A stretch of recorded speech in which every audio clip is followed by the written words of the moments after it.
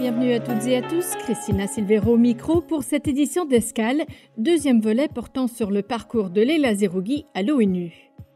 Ancienne juge de la Cour suprême d'Algérie, Madame Zerougui a passé près de 2 décennies au service de l'ONU, occupant des postes allant de rapporteur spécial pour les exécutions arbitraires, sommaires ou extrajudiciaires, à représentante spéciale pour les enfants et les conflits armés, jusqu'aux plus hautes fonctions au sein de la MONUSCO, la mission de paix de l'ONU en République démocratique du Congo. Nous l'avons joint avant qu'elle ne quitte son poste de chef de la MONUSCO en février dernier.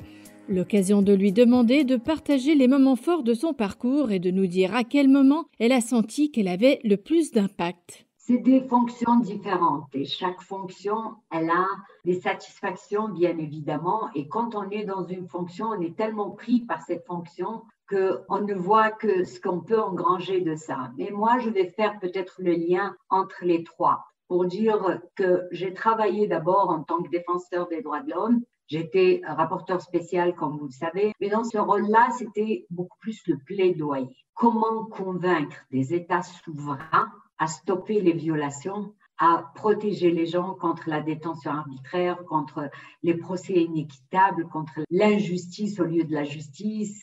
Comment travailler dans ces contextes-là où l'État est fort, il est là, il a les moyens, et vous devez lui dire ce que vous faites là, c'est pas bien. Donc ça, c'est un travail qui vous permet aussi d'influencer l'impact qui peut après dégénérer après une crise grave qui fait qu'on devient dans une situation de maintien de la paix. Parce que souvent, ce sont les violations des droits de l'homme qui entraînent la rupture. Avant, c'était des conflits interétatiques qui ramènent la guerre. Mais de plus en plus, c'est aussi des problèmes internes qui remettent en cause la légitimité d'un État et qui font qu'après, la guerre est déclenchée. Donc, c'est l'apprentissage aussi. J'ai travaillé sur la discrimination, j'ai travaillé sur les minorités, j'ai travaillé sur des aspects différents dans ces processus. Et donc, ça a été un premier exercice intéressant pour moi. Puis, je suis venue au Congo comme numéro 2 et j'ai réalisé que dans le peacekeeping, la dimension justement de la justice, des droits humains, de la protection des populations vulnérables n'était pas au cœur du plaidoyer politique. Les gens étaient concentrés sur les processus de paix, sur le DDR, signer des accords entre belligérants, etc. C'était la priorité et j'ai poussé un peu l'agenda de droits de l'homme, de droits des femmes, utilisant les enfants, tout ça. Donc, j'ai un peu travaillé dans ce contexte pour influencer des processus politiques qui ont donné des résultats par la suite en disant, par exemple, on ne tue pas des criminels de guerre aux Nations Unies. C'était osé à l'époque, mais on l'a fait. On a dit, on est prêt à appuyer, d'accord, mais quand même, vous devez aussi vous occuper de la justice. Et donc ça a été quelque chose qui a permis après de renforcer le mandat de protection des civils, de stabilisation, de renforcement des capacités, mais avec les principes, avec le respect des droits humains. Et ça aide un État à se renforcer, à se légitimiser.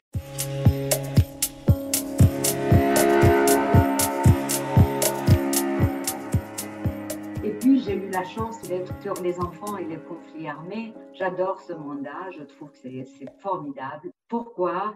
Parce que c'est un point d'entrée extraordinaire.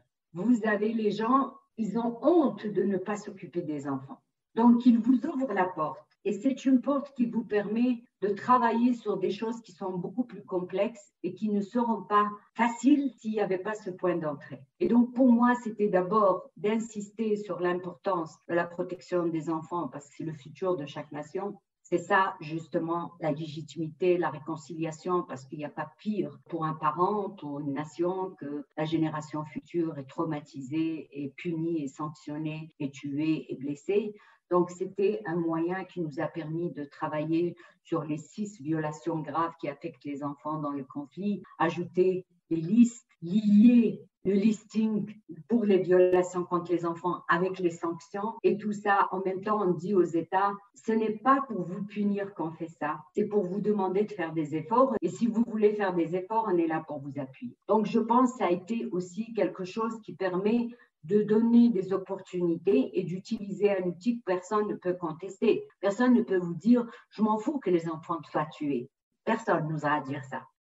Je suis revenue en RDC dans une phase, c'était un autre volet quand j'étais arrivée en 2008. Au début, c'était le conflit qui était au cœur des tensions. Je suis revenue et c'était un autre volet sur lequel il fallait travailler, les élections. Comment faire en sorte que des élections se tiennent et faire en sorte qu'il y ait une transition politique et un transfert de pouvoir pacifique. Ça a été un autre volet important. J'ai retrouvé les conséquences du travail qu'on a fait au départ, où aujourd'hui en RDC, on parle souvent de tout ce qui ne va pas en RDC, mais on oublie de dire que la RDC, par exemple, l'armée congolaise ne recrute plus d'enfants. Elle a été délistée et on n'a pas d'enfants dans l'armée congolaise. Quand on parle de violences sexuelles, l'armée a encore laissé et on a encore des violences, mais on n'a plus les violences qui étaient commises par des commandants, où c'est l'armée qui va et qui ordonne qu'on viole ou qu'on commet des abus contre eux. On a des cas, mais c'est des cas individuels. Ça change totalement la dynamique. Ça veut dire que les militaires au niveau commandement savent que c'est trop risqué, c'est dangereux et ça ne donne pas de résultat.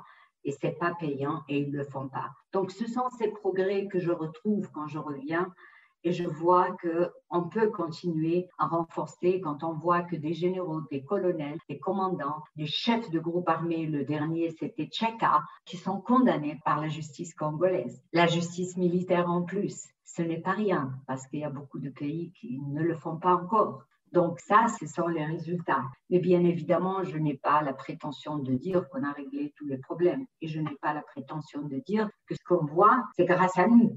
Nous avons contribué parce que les Congolais ont compris que c'est dans leur intérêt et ils ont avancé dans la mise en œuvre. Donc les choses sont liées. En fait, les Nations Unies, c'est quoi? C'est un cadre multilatéral qui s'infiltre dans la souveraineté des États pour les aider à régler les problèmes qui arrivent à une étape de leur histoire et de se faire accepter, parce que si on n'est pas accepté, on n'avance pas. Et il y a aussi le fait qu'on n'a pas toujours les moyens de faire ce qu'on veut, soit parce que le mandat ne le permet pas, soit parce que les moyens sur le terrain, soit parce que la volonté des États n'est pas totalement engagée. Donc, il y a beaucoup de choses qui sont complexes, mais c'est un outil qui avance, qui a permis à beaucoup de pays, quand je vois, moi, qui restent dans l'Afrique, 4 missions de maintien de la paix. Et on a fermé le Tchad, on a fermé la Côte d'Ivoire, on a fermé le Liberia, Sierra Leone, Guinée-Bissau. C'est pas rien, ça. C'est des progrès.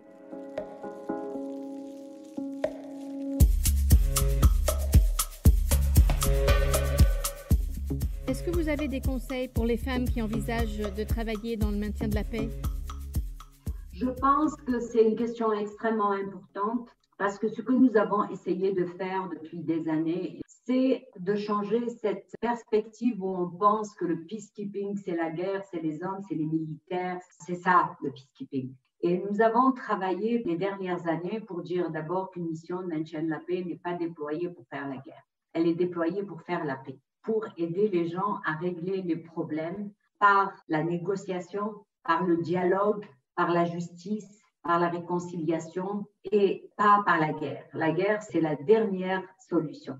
Donc, je pense personnellement que le rôle des femmes, dans cette perspective où même nos militaires arrivent avec des femmes qui se mettent en contact avec les populations, qui changent les perspectives, qui s'intéressent à la souffrance, mais aussi à comment la gérer, comment travailler et comment construire cette confiance, et qui vont aider aussi nos hommes à s'inscrire dans la même perspective. Parce que c'est un apprentissage aussi. Quand vous êtes militaire dans votre pays, vous êtes préparé pour faire la guerre.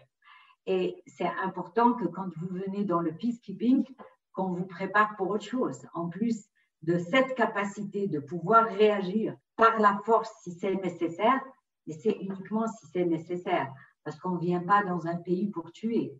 On ne vient pas pour finir l'ennemi. On vient pour aider un pays à régler les problèmes qui ont été à l'origine de la rupture de la paix. Et je pense que les femmes aussi avoir cette opportunité, justement de travailler sur la complexité de ces situations, de rencontrer des gens qui viennent du monde entier. Vous vous rendez compte quand vous venez dans ma mission et vous voyez que j'ai des Pakistanais, des Indiens, des Bangladeshis, des Marocains, des Népalais, des Indonésiens, des Uruguayens, des Guatémaltèques et après des Sud-Africains, des Malawites, des Tanzaniens.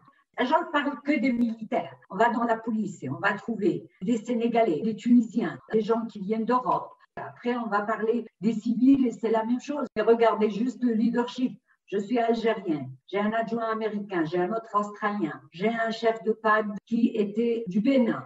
Aujourd'hui, on a un Français. On prend Chief of Staff, c'était Libéria. Aujourd'hui, on a Mali. On a un Sénégalais pour les droits de l'homme. C'est extraordinaire d'avoir des gens qui viennent du monde entier. Chacun ramène sa perspective, chacun ramène son histoire et on s'inscrit tous dans une démarche qui est celle des Nations Unies. Celle de défendre les principes, de défendre la paix, de construire l'état de droit, de sensibiliser les gens à l'importance de la paix, à l'importance du développement, de la protection. Et donc, avoir des femmes dans ces rôles va permettre aussi à ce que ces femmes qui reviennent chez elles, qui vont aussi ramener une autre perspective et accélérer le processus de développement de la parité, de plus de femmes dans des fonctions qui, par le passé, étaient considérées comme des fonctions d'hommes.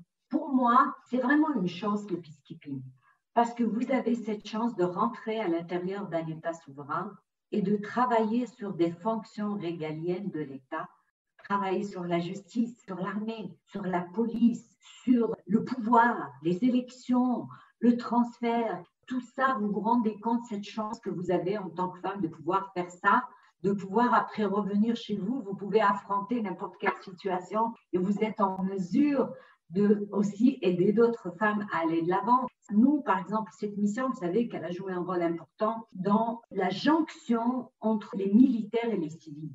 Parce que nous avons cassé cette idée que les militaires sont là pour faire la guerre, les civils sont là. On vient ensemble pour faire la paix et donc intégrer les droits de l'homme, le civil, la justice, les militaires, les policiers et tout ça, ça permet aussi d'avoir une expérience extraordinaire pour les femmes. Moi, j'encourage les femmes à ne pas hésiter une seconde si elles ont une chance d'aller dans une mission de maintien de la paix ou dans une mission politique sur le terrain et aussi le peace building parce qu'il y a les agences des Nations Unies, il y a les fonds et programmes, les missions politiques, il y a l'appui qu'on peut donner dans le cadre du bilatéral, du multilatéral, avec l'Union européenne, l'Union africaine. Avoir cette opportunité-là de travailler avec ce monde complexe, c'est extraordinaire et j'encourage les femmes de le faire. Dernière question, quelle est votre prochaine étape? D'abord, ça fait des années maintenant que je vadrouille, que je suis loin de chez moi. Et je me suis dit que j'ai besoin de prendre un peu de recul, de rentrer chez moi.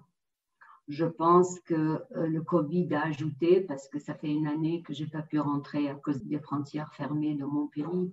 Donc, tout ce que je veux maintenant, c'est vraiment d'aller me reposer et de m'asseoir un peu avec moi-même, avec ma famille, avec mon entourage, avec mes amis et voir qu'est-ce que je veux faire. La seule chose dont je suis sûre, c'est que mon expérience, je ne vais pas la garder pour moi. Je la partagerai avec les jeunes générations, que ce soit dans le cadre des cours ou des conférences ou dans un panel ou dans un workshop. Ça, je suis sûre que je le ferai parce que d'abord, je pense que c'est une expérience qu'il faut partager. Je pense que les générations futures qui parfois sont enfermées dans leur pays, dans une crise qui n'est pas très importante, mais ils pensent qu'ils sont dans la catastrophe du monde. On a besoin de ramener un peu de sérénité, de rappeler comment d'autres pays sont passés peut-être par des phases beaucoup plus complexes et plus difficiles et ont pu s'en sortir. Je pense que nous avons une chance extraordinaire quand on est dans une mission de maintien de la paix, quand on a travaillé sur les droits humains au niveau international, sur les enfants au niveau international et les conflits armés. Lorsqu'on a travaillé sur comment encourager des femmes à jouer un rôle important dans les relations internationales et dans l'implication des Nations Unies, quand on a eu la chance de diriger des équipes qui viennent du monde entier, des militaires et des policiers qui viennent de tous les coins du monde. C'est une expérience exceptionnelle qu'il ne faut pas garder pour soi. Il faut savoir la partager pour donner plus de courage à d'autres femmes, à d'autres hommes, à des jeunes, à des pays qui peut-être traversent des moments difficiles pour aider à ce que les gens relativisent parfois l'attitude dramatique par rapport à des situations complexes et redonner confiance. Donc ça, je suis sûre que je vais continuer à le faire et je le ferai. Maintenant, autre chose, à ce stade, c'est trop tôt. Nous voilà arrivés à la fin de cette édition d'Escale portant sur le parcours de Leila Zerougui à l'ONU. Merci de votre fidélité. On se retrouve bientôt pour une autre édition d'Escale.